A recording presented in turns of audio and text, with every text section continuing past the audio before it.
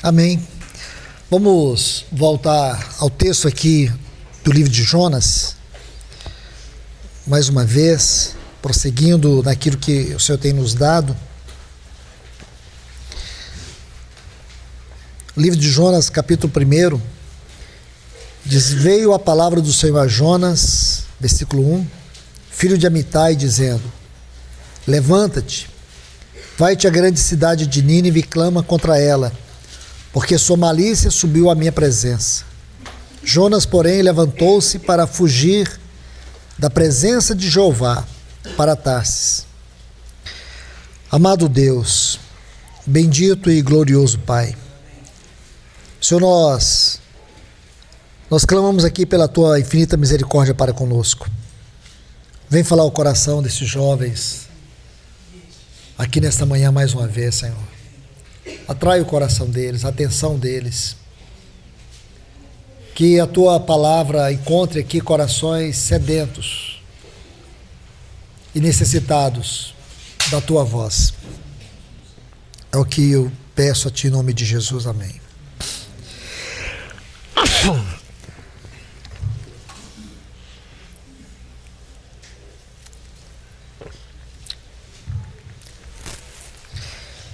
Vamos prosseguir aqui dentro desse encargo sobre a vida de Jonas, esse profeta que, de alguma maneira, ele retrata para nós a nossa própria condição. Às vezes a rebeldia que guardamos no nosso coração diante da suprema vontade do Senhor. Mas não é só isso. É sobre o amor perseverante do Senhor, sua graça insistente, desse Deus que, apesar de nós, Ele não desiste. Então nós precisamos ter consciência verdadeiramente do quanto nós precisamos e necessitamos de um relacionamento mais profundo com Deus. Se você olha para a palavra do Senhor de capa a capa, você vai ver como há uma ênfase sobre jovens. Quantas experiências de jovens e com jovens nós encontramos na história da palavra de Deus. E aqui há muitos ensinamentos para nós, porque eu creio que essa é uma batalha que vocês travam. A batalha da obediência, da submissão, da confiança, da entrega, de ser cristão em um mundo pervertido, mantendo de forma íntegra o testemunho do Senhor. Não se deixar corromper e nem se levar por influências. Manter um padrão bíblico, celestial mesmo, com as limitações desse corpo, suscetível a tantas fraquezas, e às vezes em ambiente onde vocês são confrontados o tempo todo. Então o livro de Jonas vai nos mostrar essa questão da fragilidade humana. Ele já era profeta. Nós vimos, se você estudar depois, a parte final do capítulo 13 ali, todo o capítulo 14 de 2 Reis, você vai ver o profeta Jonas em ação, ele sendo usado pelo Senhor. Mas aqui, em algum momento, ele deve ter olhado para si e também para a condição daquela cidade que era sinônimo de perversão. Nínive era uma cidade completamente pervertida. Em algum momento de sua crise, ele desistiu, ele buscou uma fuga, ele buscou uma alternativa. E que perigo existe nisso? Quando a gente busca alternativas, quando a gente busca fuga, quando você acha que você tem o poder sobre a sua história, quando você acha que pode fugir da presença do Senhor. O que representa eu sair da presença de Deus? Porque na verdade é uma escolha, é uma troca. Você não fica em um estado neutro. Quando você sai da presença do Senhor, você não entra num estado neutro. Com certeza você vai servir a um outro Senhor. você vai ter que se submeter a um outro senhor. Você vai se colocar debaixo de um outro jugo. A guerra cristã hoje é justamente essa. A quem nós nos submetemos? A quem nós servimos? Essa é uma batalha contínua.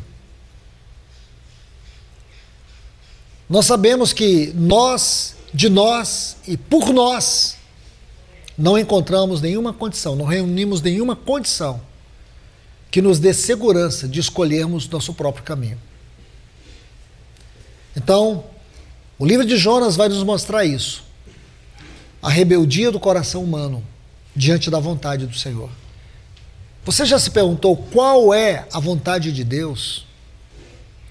Eu creio que nenhum cristão deveria ter dúvida sobre a vontade de Deus na sua vida.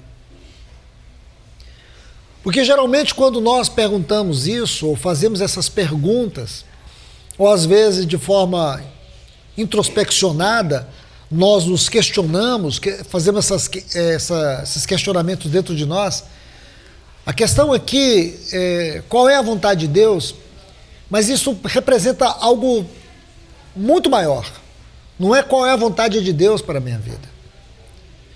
Porque a vontade de Deus para a minha vida deve ser uma consequência de eu saber o que é a presença de Deus na minha vida. É porque eu não consigo viver na presença de Deus, eu não consigo entender sua vontade. Paulo, ele traz um princípio muito importante sobre esses dois pontos, a presença de Deus e a vontade de Deus, porque essas duas questões, elas são inseparáveis. A vontade de Deus é uma consequência de viver uma vida na presença de Deus. Então o problema não é que eu não sei a vontade do Senhor, é que eu tenho perdido a presença do Senhor. E porque eu perdi a presença do Senhor, eu estou confuso quanto à sua vontade. Porque de fato, qualquer um de nós, e eu creio que todos nós aqui, até os mais velhos, já passaram por esse dilema de não entender, de não compreender, Senhor, o que realmente está acontecendo? O que eu devo fazer? Que caminho tomar? Mas é claro que essas dúvidas, de certo modo, elas fazem parte do processo da nossa caminhada com o Senhor. Mas não é uma coisa obscura. Não é algo que te leva à ansiedade, ao desespero.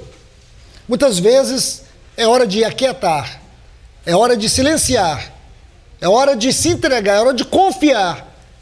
É o momento da certeza, de saber que o Senhor está nos guiando, Ele está à frente. Tem uma canção que ela diz assim: eu não conheço os teus caminhos, mas mesmo assim eu vou te adorar.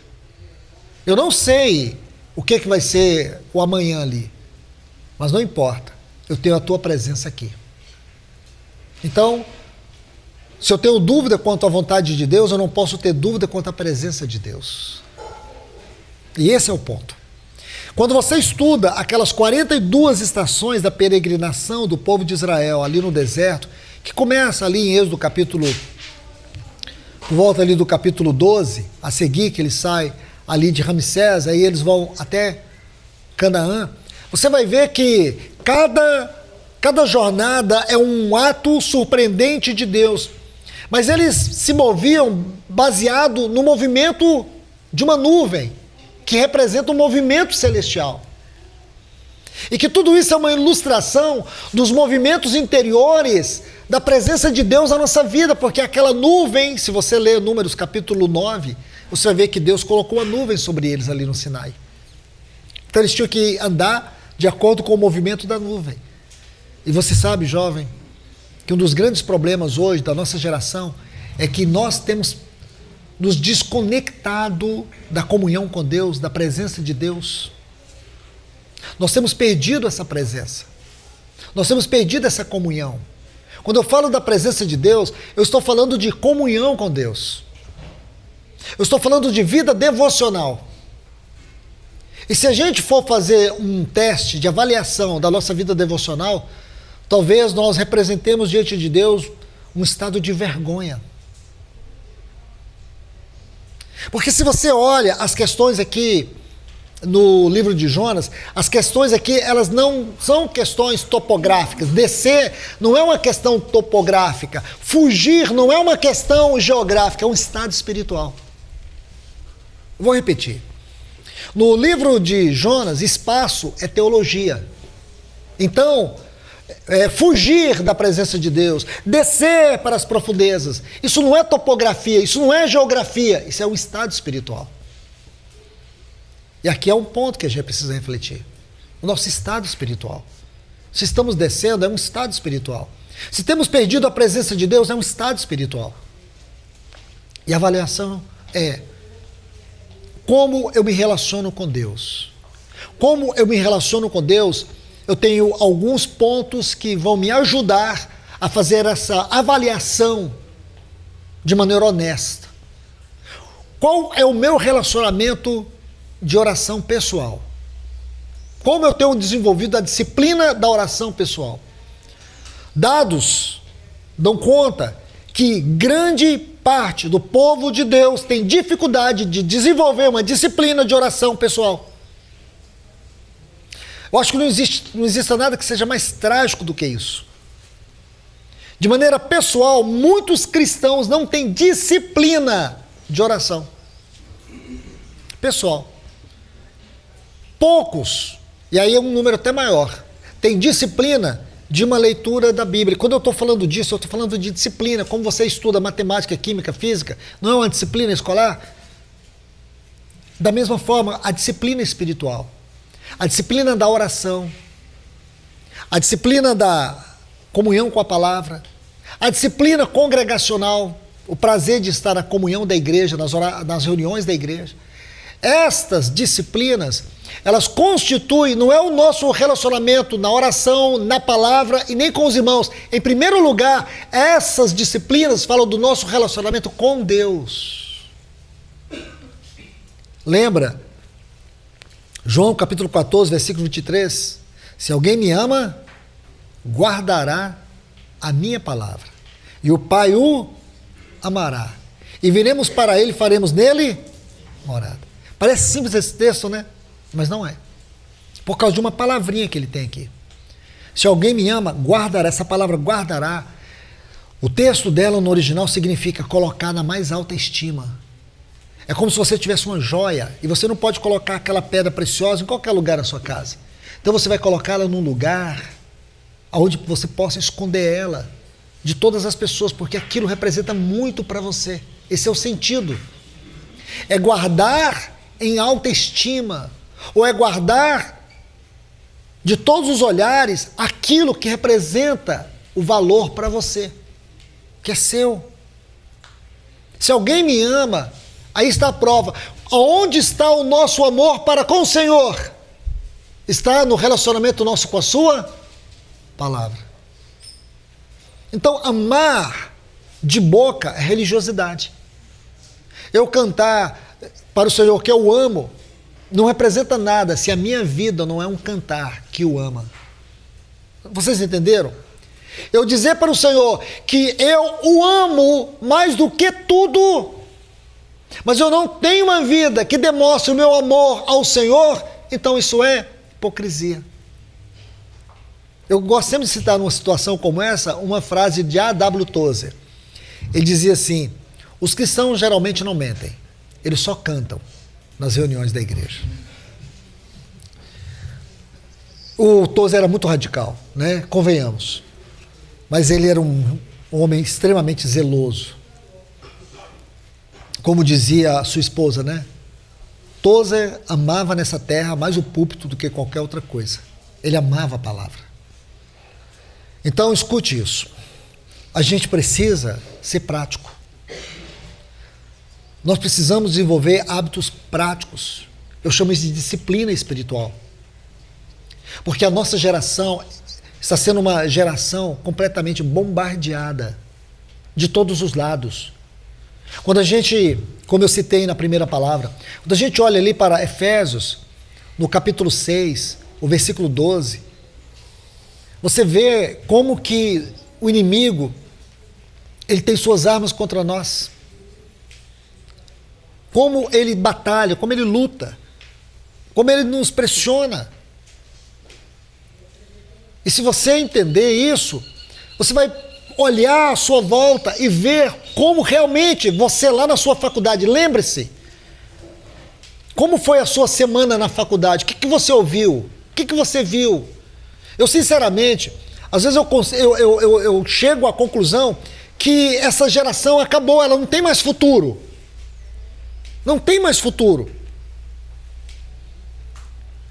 Há poucos dias, felizmente, eu vou citar isso aqui, faleceu o Charlie Kirk, ele foi assassinado, eu acho que todos aqui sabem disso. Fiquei assustado, chocado, profundamente chocado, mas teve algo ali que me deixou estarrecido. Que no outro dia, um grupo de jovens foram a algumas faculdades dos Estados Unidos perguntar para os jovens, eles fizeram isso propositadamente, para saber o que eles achavam da morte do Charlie. As respostas daqueles jovens me deixaram estarrecido. A conclusão que eu chegamos no fim. Eu não creio que pode haver uma geração depois dessa. As pessoas ironizando, rindo. Depois mostrou um jornal, uma edição de um jornal, uma parte editorial de um jornal nos Estados Unidos, quando a notícia chegou. Eu custei acreditar que eu estava ouvindo e vendo aquilo. Que agora não estamos falando de jovens universitários, estamos falando de jornalistas. As pessoas rindo, e alguém no fundo deu um grito. Você pode imaginar aonde nós chegamos? O estado animalesco dessa sociedade sem Deus. Nós somos a única luz de Deus, de esperança para esse mundo. Em que sentido? Porque Cristo, da totalidade do seu ser, ele buscou se revelar através da sua igreja, através de você, jovem. Nínive é a sua faculdade. Nínive é aquele ambiente corrupto onde você está. Você precisa ser um Jonas. Dispõe-te, se coloque em pé, deixa Deus te usar. Não se misture. Seja o sal. Porque o testemunho de Deus hoje na terra está na sua vida. Você carrega o testemunho de Deus.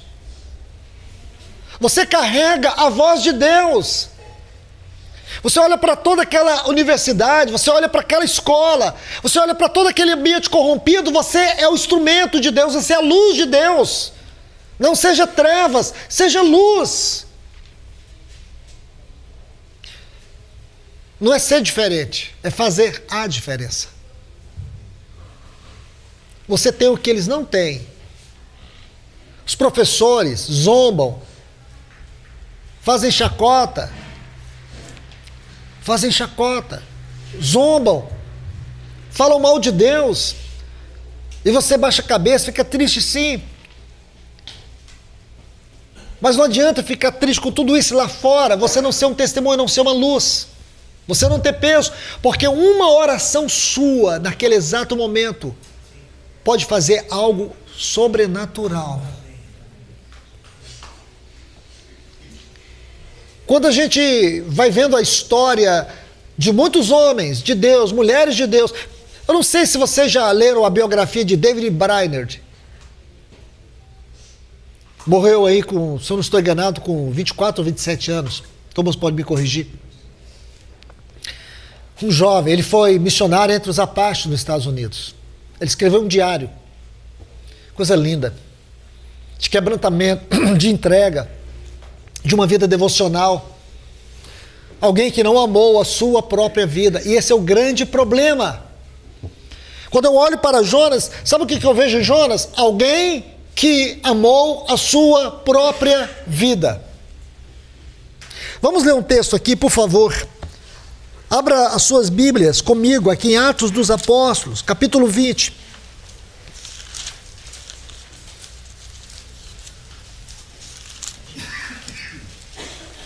Eu vou citar esse texto.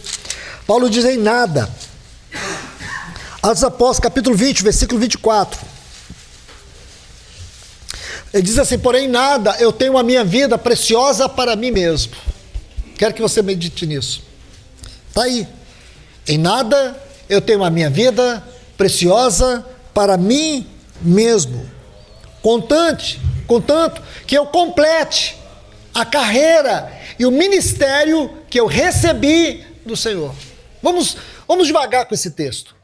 Em nada eu considero a minha vida preciosa para mim mesmo. Quem representou isso para Paulo? A minha pergunta é: o que representa isso para você? Será que nós não amamos a nossa vida de forma demasiada? Será que eu não sou uma pessoa centrado em mim mesmo? Será que você não está centrada em si mesma? Será que não te inquieta, não te preocupa o que você pode imaginar que as pessoas estão pensando ou não estão pensando de você? Quantas pessoas sofrem de imaginar que ninguém está notando ela? Hoje não é um problema só de eu quero que todos notem, é a sensação de não ser notado. É a sensação assim: nossa, todo mundo na minha idade já tem um namorado, uma namorada, e eu não tenho. Todo mundo tem algo ou tem alguém para mostrar e eu não tenho. Ah, todo mundo tem isso, mas eu não tenho. Sabe essa vida centrada em si mesmo? Eu sei que isso para você pode parecer até uma loucura, um absurdo, mas eu sou jovem. Mas você tem que aprender isso agora. Deus está falando com você, é agora. Você poderia estar em outro lugar e Deus te trouxe aqui. É isso que Ele tem para te dizer. Cuide desse homem interior, desse templo interior. Vocês precisam cuidar agora. Não fique achando que vocês têm muito tempo. A Bíblia diz: lembra do teu Criador, lá em Eclesiastes, nos dias da tua juventude. É agora. Você precisa apreciar isso agora. Você tem que cultivar essa disciplina, é agora. Porque não espere sujar demais o santuário para depois você ter que limpar. Porque pode ficar algum resquício de sujeiras que você queira guardar debaixo dos tapetes dos seus afetos. Em nada eu considero a minha vida preciosa para mim mesmo. Eu creio que este foi o grande segredo da vida espiritual de Paulo. Paulo foi um homem, como ele diz lá em Filipenses, no capítulo 3, a partir do versículo 8, a gente vai ler isso aqui agora. Mas antes eu vou fazer essa pequena introdução. Paulo, ele resolveu perder tudo. Fala aqui, ó. Se eu fosse fazer essa proposta, acho que vocês entrariam em choque. Quem aqui está disposto a perder tudo? Quem aqui está? Nós somos uma geração competitiva. Nós fomos desafiados e somos desafiados todos os dias a fazer o melhor, a ser o melhor. Sim, nós temos que fazer tudo bem feito. Mas fazer bem feito não é que eu tenho que ser melhor do que o outro. Eu tenho que fazer tudo que é minha responsabilidade. E na minha responsabilidade eu vou fazer o bem feito. É o meu melhor. Mas hoje o meu melhor significa que eu tenho que fazer melhor do que ele. Eu tenho que ser mais do que ele, eu tenho que ser mais do que ela. Eu tenho que ter esse senso de competição em que eu tenho que fazer isso para ser o melhor do que ele. Não, eu tenho que fazer o meu melhor por causa da minha responsabilidade, por causa da confiança dos meus pais, porque eu sou um cristão, porque eu sou luz. Esse é o princípio. Então você vê que perder tudo aqui não é uma questão de pobreza. Perder tudo aqui não é uma questão negativa. Não considerar a vida preciosa a si mesmo, isso não é ponto de derrota. É que para você conhecer o poder de Deus na sua vida, você tem que entender que o poder de Deus, ele atua na fraqueza. E fraqueza aqui não é debilidade moral, mas é alguém que não confia em si mesmo. Então nós vamos passar por duas porções da palavra. A primeira está aqui em 2 Coríntios, capítulo 12. Depois nós vamos para Filipenses.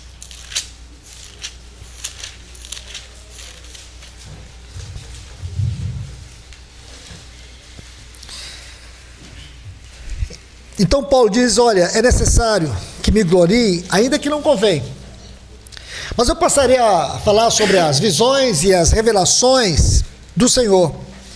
Aí ele vai fazer uma referência, a princípio, não diretamente, mas depois nós descobrimos que ele vai falar de si mesmo. E disse, conheço um homem em Cristo, essa frase é muito importante, em Cristo. Conheço um homem em Cristo. O que é um cristão? Um cristão é um homem em Cristo. Uma cristã é uma moça em Cristo. Conheço um homem em Cristo. Não sei se no corpo ou fora do corpo, Deus o sabe. Mas sobre tal homem, foi dado a ele revelações e visões que os ouvidos humanos, que o coração humano é incapaz de expressar em palavras. Aí ele vai dizer que esse homem, se no corpo ou fora do corpo, ele foi até o terceiro céu, onde os gregos chamavam de epurâneos. Era uma denominação da presença de Deus. Aí ele vai dizer que este homem, ele ouviu palavras inefáveis. Aí, ele diz assim, palavras inefáveis ou indizíveis. Ele diz assim, palavras que eu não tenho condições de referir. Aí agora eu quero ler, de tal me gloriarei de mim mesmo, porém não me gloriarei senão nas minhas fraquezas. Então Paulo é um homem de profundas experiências celestiais. Aí ele diz assim, pois se necessário desejar gloriar-me, não serei insensato, porque falarei a verdade, mas abstenho-me, para que ninguém julgue de mim fora do que vê em mim ou de que ouve em mim. Por causa da extraordinária grandeza das revelações, porquanto, para que eu não me engrandecesse demais, foi-me dado um espinho na carne. Agora, gente, eu espero que vocês não tenham dificuldade de entender esse espinho na carne, né? Porque eu já vi tantas asneiras com relação a isso. Tem gente que fala que o espinho na carne de Paulo era um problema de visão, era uma doença. Hermeneuticamente falando, você não pode afirmar outra coisa a não ser aquilo que já está no texto e dentro do contexto. Então a Bíblia, ela não pode ser interpretada ao bel prazer de ninguém. Existe uma ciência, que é a hermenêutica, que é a ciência da interpretação. E em todo o contexto aqui do capítulo 11 e também no capítulo 12 ele vai afirmar isso. Os espinhos da carne, o espinho na carne de Paulo tem a ver com o seu sofrimento e as limitações que esses sofrimentos ocasionavam na vida dele. Ele vai citar isso aqui no capítulo 11, eu não vou entrar nisso. Mas ele tinha isso, que esmagava, e diz que era um mensageiro de Satanás.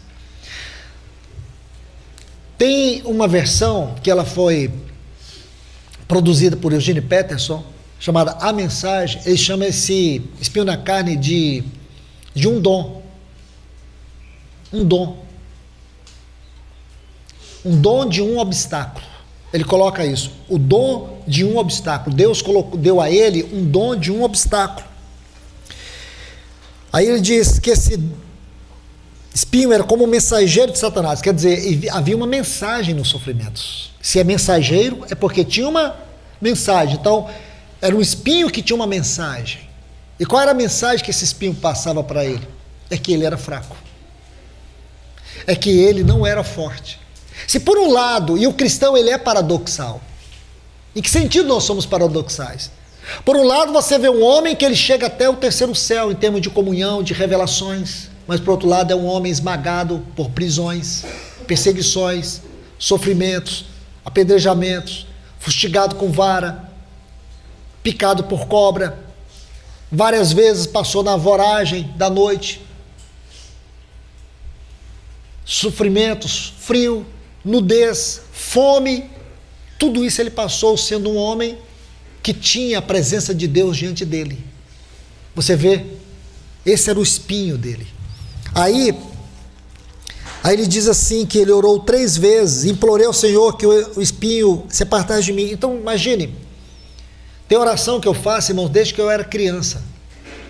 E sobre esse espinho na carne, sabe quantas vezes que Paulo orou? 3 vezes, nunca mais orou, só orou 3. Orou 1, orou 2, orou 3, nunca mais orou. Por quê? Porque ele ouviu a voz de Deus. É a minha graça que te basta. O meu poder ele se completa na tua fraqueza. Então, é aqui embaixo que o poder do alto operava na vida dele. Sabe por quê? Porque Paulo foi alguém que não amou a sua própria vida. E mais ainda, para equilibrar a sua espiritualidade, Deus colocou limitações. Para equilibrar a profundidade da vida celestial na vida dele, Deus colocou essa mensagem, que é um espinho, que dizia sempre para Paulo: você é fraco. E fraqueza aqui não estou falando de debilidade moral. Então eu não sei qual é a área que esse espinho de Deus está conversando, falando com você. Mas todos nós, Deus coloca, a não ser que você não tenha experimentado essa vida cristã num plano mais alto. Isso aqui é a vida normal, é a vida natural. Nenhum cristão tem o direito de ser raso, de ser superficial. Você pode não ser um intelectual teológico, que isso aqui não faz a menor diferença. Mas todos nós temos que ter uma busca por profundidade. Profundidade, espiritualmente falando, é intimidade com a presença de Deus, que é cultivada por aquilo que eu falei lá atrás: disciplina de devoção, oração, comunhão com a palavra, comunhão congregacional. Então tudo isso tem a ver com vida cristã devocional. Então aqui Paulo vai nos ensinar algo. Olha o que Deus diz: a minha graça te basta, pois a minha força se aperfeiçoa na fraqueza. Vem aqui comigo, volta rapidinho. Capítulo 4 aqui de 2 Coríntios.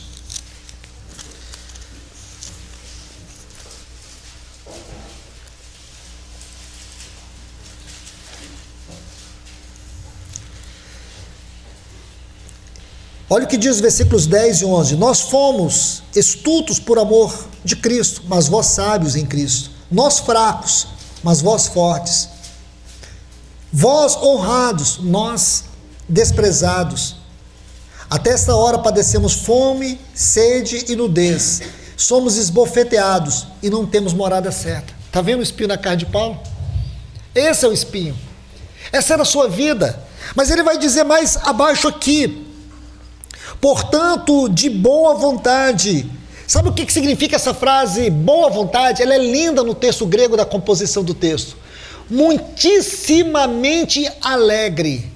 Olha o que Paulo está dizendo. Ele está falando das suas limitações. Ele está falando daquilo que o tornava frágil. E ele cita aqui, eu acabei de citar para vocês, 2 Coríntios 4, versículos 10 e 11. Ele está citando isso. Como ele viveu essa vida no sentido natural, tão fragilizado, mas agora você vê um homem com uma profundidade espiritual, com uma comunhão celestial com Deus. Era um paradoxo muito grande, e ele chama isso aqui de um espinho na carne, porque com certeza o que ele queria era isso aqui. Ele chegou a dizer: olha, de mim mesmo, eu preferiria estar com o Senhor. Eu preferiria, mas por causa de vocês eu tenho que ainda ficar aqui. Então Paulo sabia, ele não considerava a sua vida preciosa. Ele não confiava na sua carne.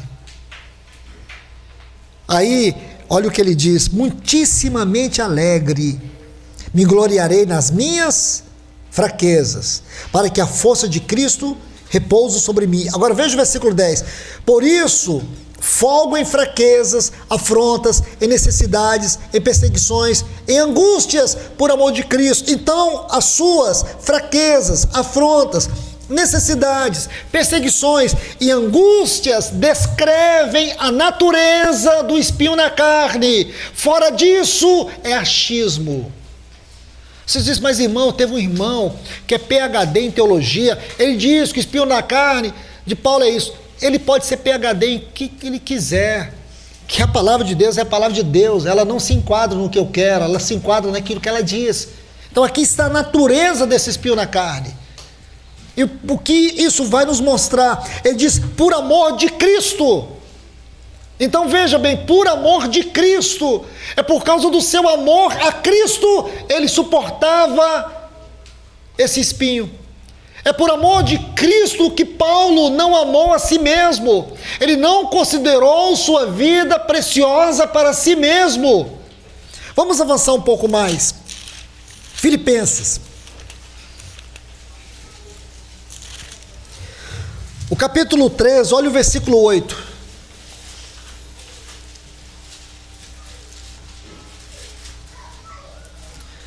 Então no 7 ele vai dizer que ele considerava tudo perda por causa de Cristo Jesus, por causa, ou perda por amor de Cristo Jesus. Ele diz, sim, na verdade, eu tenho tudo como perda por causa da excelência do conhecimento.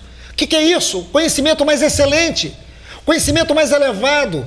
O que é o conhecimento mais elevado? A palavra aqui no texto é epignosis. Epignose, esse conhecimento é o conhecimento mais alto, alto, o conhecimento mais elevado. Esse conhecimento mais elevado não é intelectual, o conhecimento mais elevado ele é experimental, é o conhecimento que você ganha na experiência, não é o conhecimento que você ganha estudando, mas é o conhecimento que você ganha vivendo, relacionando. Estritamente falando, a vida cristã ela é relacional. Qual é a grande dificuldade da nossa geração? É relacionamento com Deus. Porque tudo está distorcido, tudo está superficial, tudo está fast food, é tudo muito rápido, tudo instantâneo. E com Deus isso não funciona. Com Deus é disciplina, é devoção, é todo dia, é todo tempo, é todo momento. Foi o que Paulo fez. Você sabe quem foi Paulo? Paulo foi a mente mais brilhante dentro do judaísmo do seu tempo. Ele era um homem que no seu tempo ele falava grego, hebraico, aramaico. Quando ele completou 12 anos, ele conhecia os 600 preceitos da lei de cor e os interpretava. Paulo conhecia plena e profundamente toda a filosofia antiga, as estoicistas, ele conhecia tudo.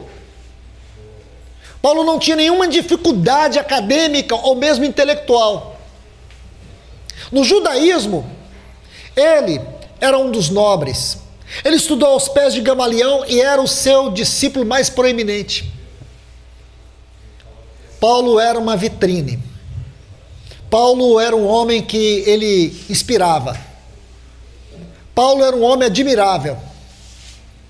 Ele tinha nas suas mãos cartas com o único objetivo, varrer da face da terra a igreja do Senhor. E um dia ele fez isso. Ele começou em Jerusalém. E aí ele está indo para Damasco, caminho de Damasco. O que ocorreu com ele? Ele teve uma visão. Ele chama isso de visão celestial. Essa visão o capturou de tal forma. Ele viu o Senhor, mas ele não só viu o Senhor, foi o que ele viu do Senhor. Não foi o simples fato dele ver o Senhor, mas o que ele viu do Senhor. Quando ele ouviu aquela voz, eu sou Jesus, a quem tu persegues, Ego, Eme e Yeshua. Quando ele ouve isso, ele ouviu primeiro que Jesus de Nazaré, que ele afirmava, atestava, proclamava que ele estava morto, enterrado, sepultado em Jerusalém. Primeira coisa que ele descobriu, ele estava vivo. Isso já o deixou espantado. Eu sou Jesus. Mas essa pequenininha palavra, eu sou, foi a que mais o estraçalhou. Porque ele, como judeu, que estudou aos pés de Gamaliel, da escola de Hilel, conhecido pela tradição, pelo radicalismo da interpretação, sabia muito bem que a primeira pessoa do presente e do indicativo não poderia ser pronunciado por nenhum outro homem que não fosse aquele que disse para Moisés, lá no capítulo 3 do livro de Êxodo, eu sou o que sou. Só havia um eu sou para Paulo, ou Saulo de Tarso. E agora Jesus disse, eu sou Jesus. E por último, a quem tu persegues. Ele nunca perseguiu Jesus. Até porque ele sabia por convicção que Jesus estava sepultado, morto. Ele não perseguiu o morto, ele perseguia os seguidores do morto. Só que Jesus disse, me persegues, porque quem toca na minha igreja, toca em mim. Ali ele viu que Cristo e Deus é um. E ele também viu que a igreja e Cristo é um. Por isso, ele foi aquele que teve a mais profunda revelação da igreja como corpo de Cristo. Esta é a visão. Esse foi o conhecimento que ele teve. Esse conhecimento elevado. Sabe o que ele diz? Que esse conhecimento tão elevado fez com que ele perdesse todas as coisas. Esse conhecimento de Cristo, veja que tanto lá, em 2 Coríntios capítulo 12, ele diz que por causa de Cristo, ele suportava aquele espinho na carne por causa de Cristo. Aqui ele diz a mesma coisa: eu perdi todas as coisas por causa de Cristo. E a minha pergunta para você, jovem, o que é que você tem feito por causa de Cristo? O que você tem perdido por causa de Cristo? Qual é o preço que você tem pagado na sua vida social por causa de Cristo? O que você tem mais estima na sua vida? Compreende isso?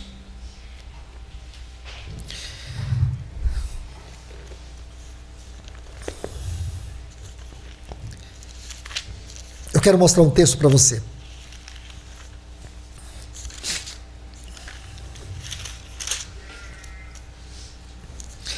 Lucas capítulo 16, por favor, se você puder abrir.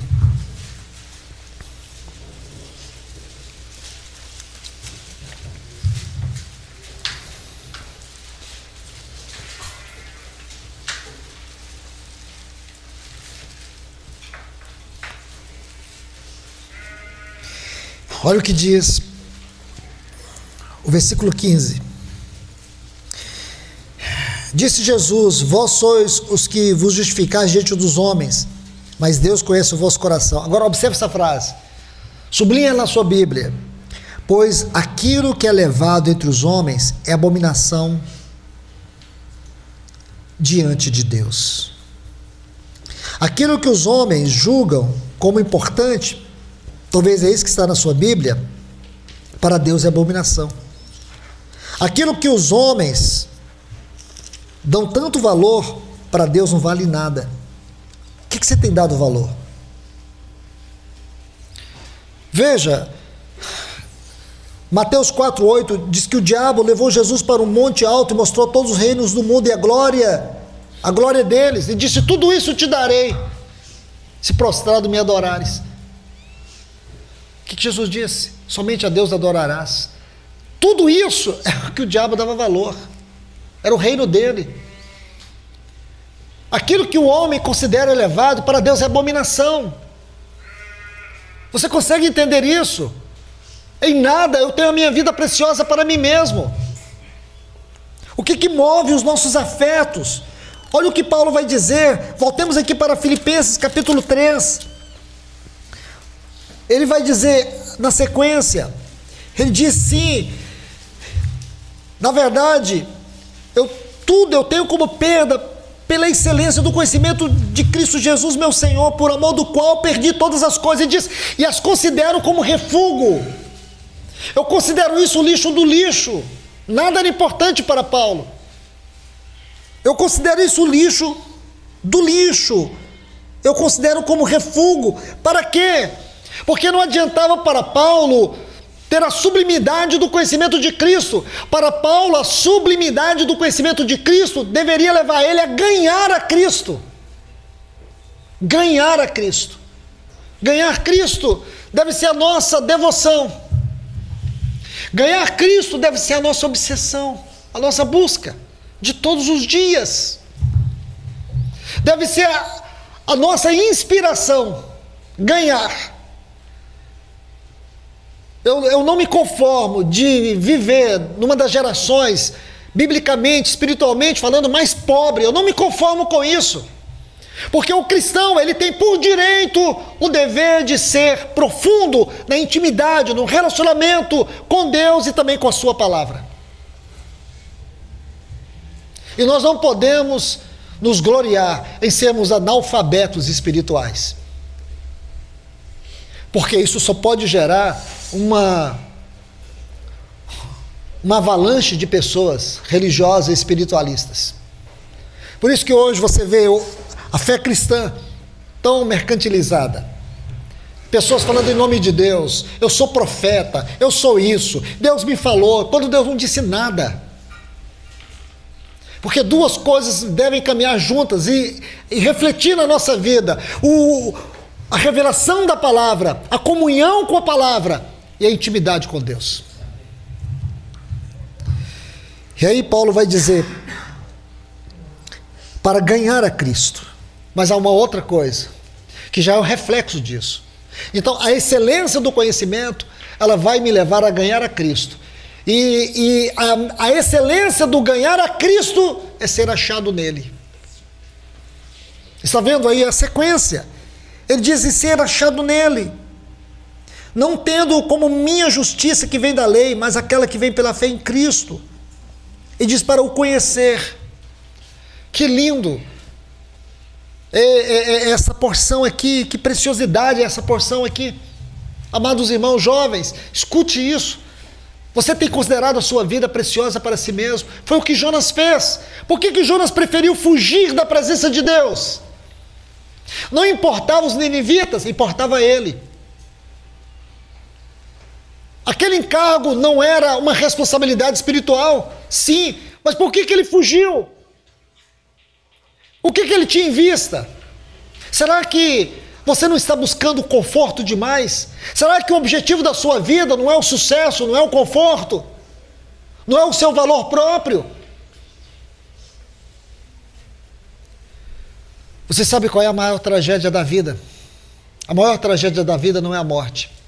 A maior tragédia da vida é você viver e não conhecer a vontade de Deus e nem experimentá-la na sua vida. Eu vou repetir.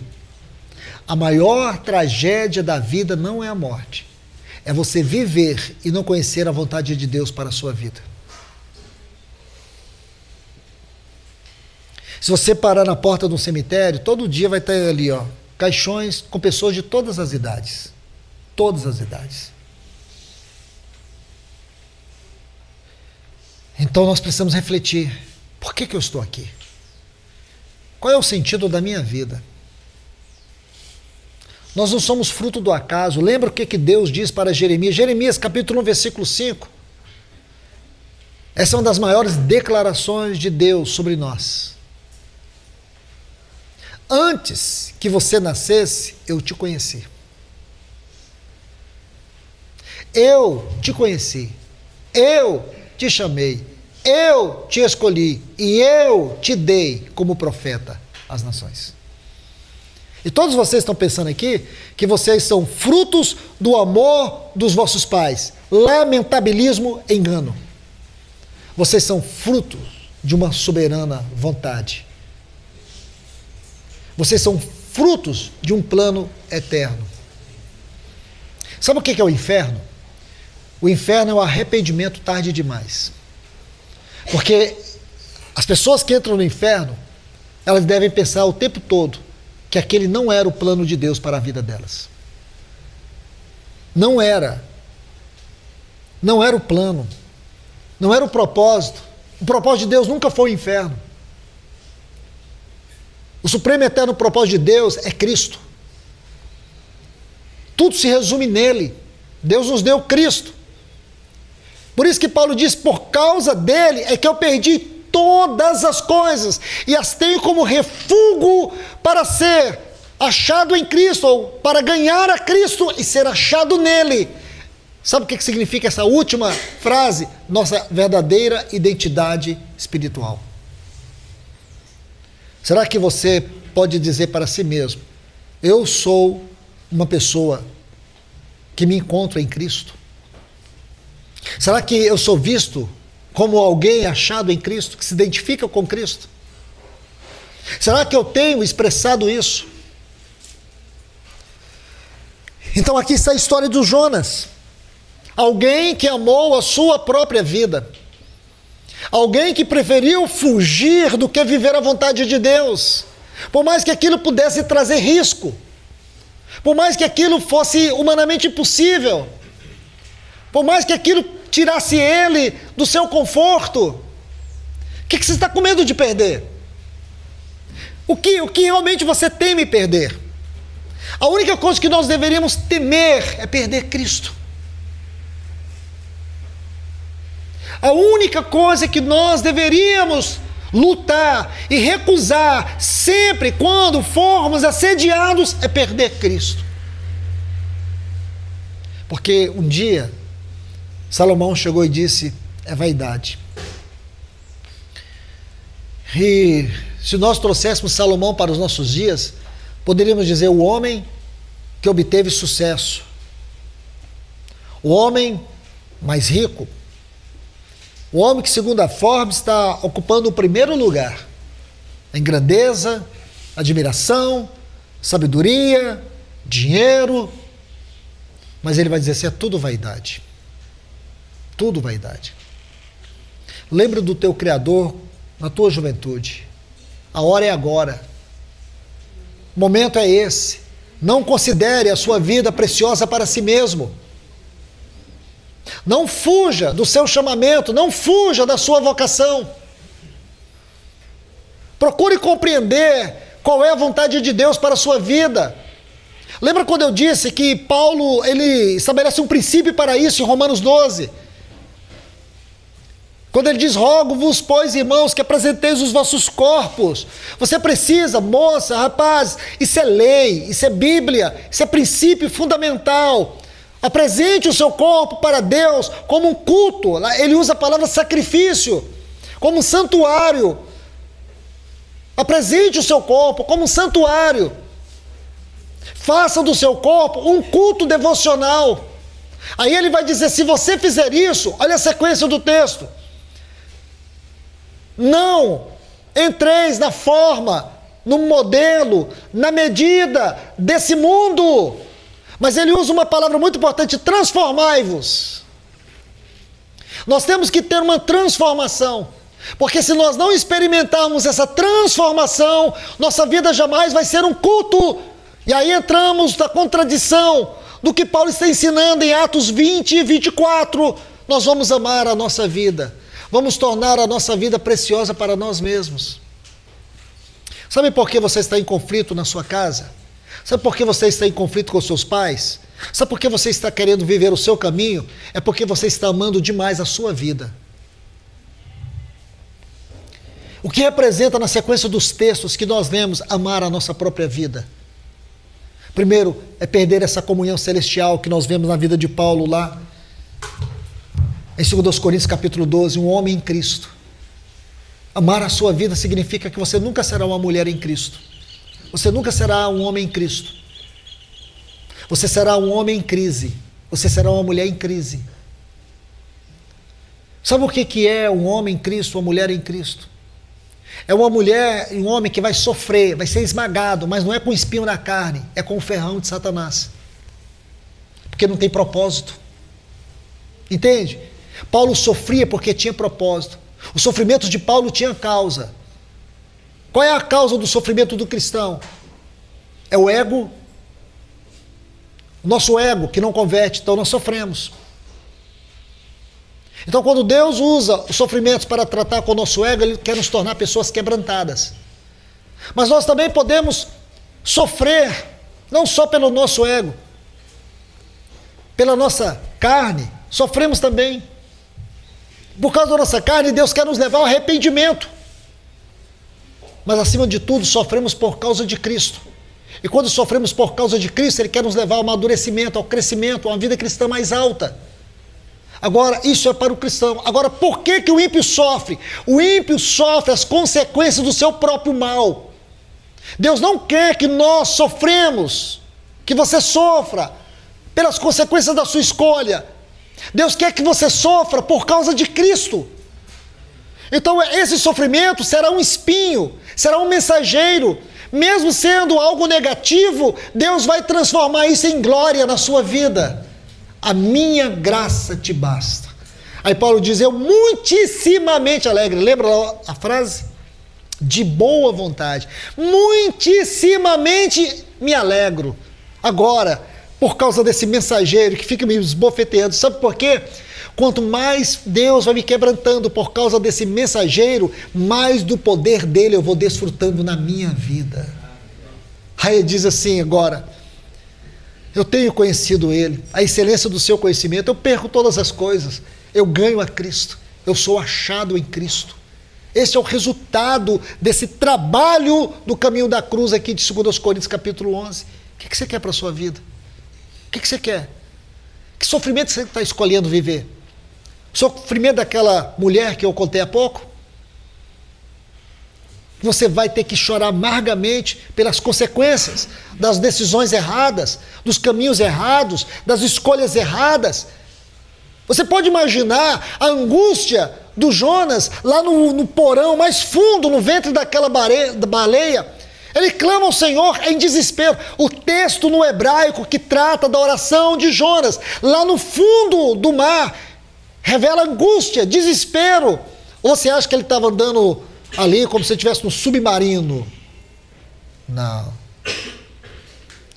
Ele estava vendo que para ele não tinha mais saída. Então eu quero te falar uma coisa: pare de descer.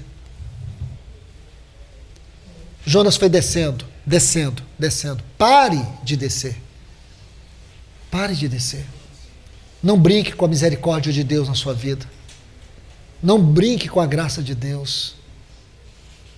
Ele está te dando uma nova chance, como ele deu para Jonas. Novamente o Senhor falou para Jonas: dispõe-te. E novamente o Senhor está falando para você: dispõe-te, levanta, não dê as costas, não fuja da minha presença, pare de amar a sua vida,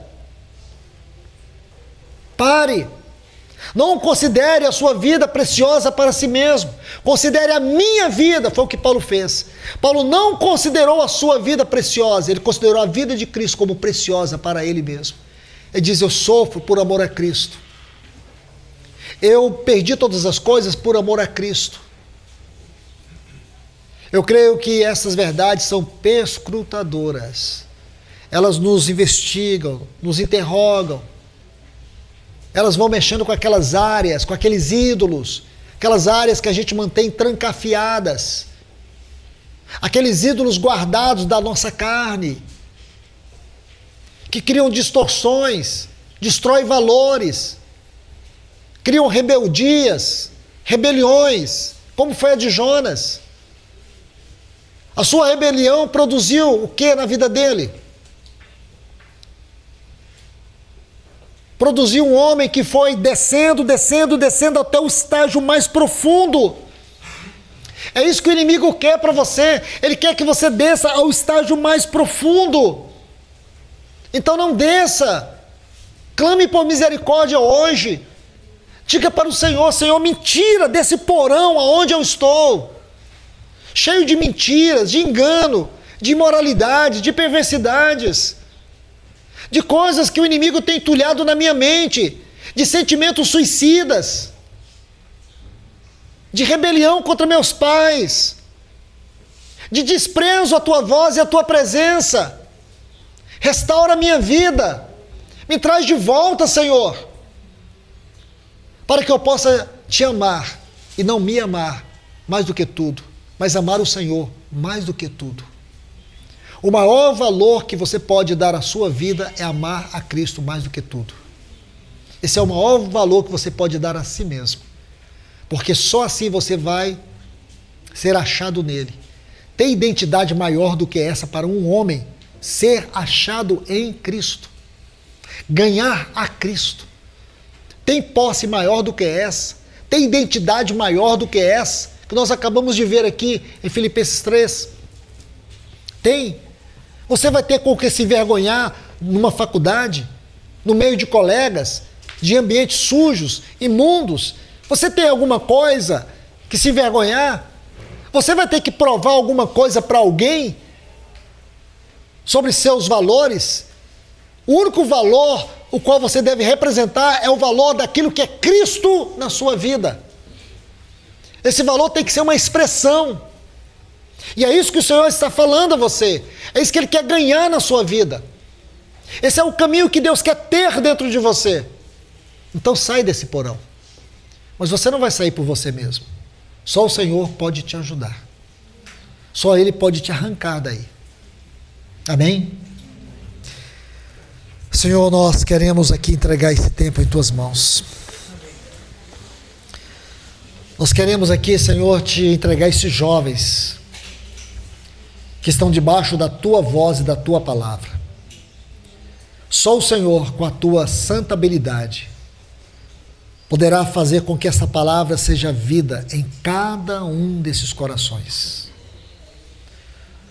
O Senhor sabe a medida do porão de cada um aqui. O Senhor sabe quantos, como Jonas, têm fugido da Tua face, da Tua presença. O Senhor sabe quantos que estão aqui e têm escolhido andar em seus próprios caminhos. O Senhor conhece todos aqueles que não conseguem se levantar diante da Tua voz para obedecer, mas conseguem se levantar para desobedecer, para magoar os seus pais, para ferir Teu Espírito Santo, entristecê-lo. Mas agora, Senhor, nós queremos levantar um clamor pela vida desses jovens aqui. Porque esta é uma geração de grande valor que o Senhor chamou para esse tempo. Aqui, Senhor, nós não estamos falando apenas para moças e rapazes. Mas possivelmente, se o Senhor não voltar por essas próximas décadas, nós estamos falando aqui para homens e mulheres que terão o encargo final da Tua obra, para aqueles que o Senhor vai levantar para expressar o Teu governo nos dias finais.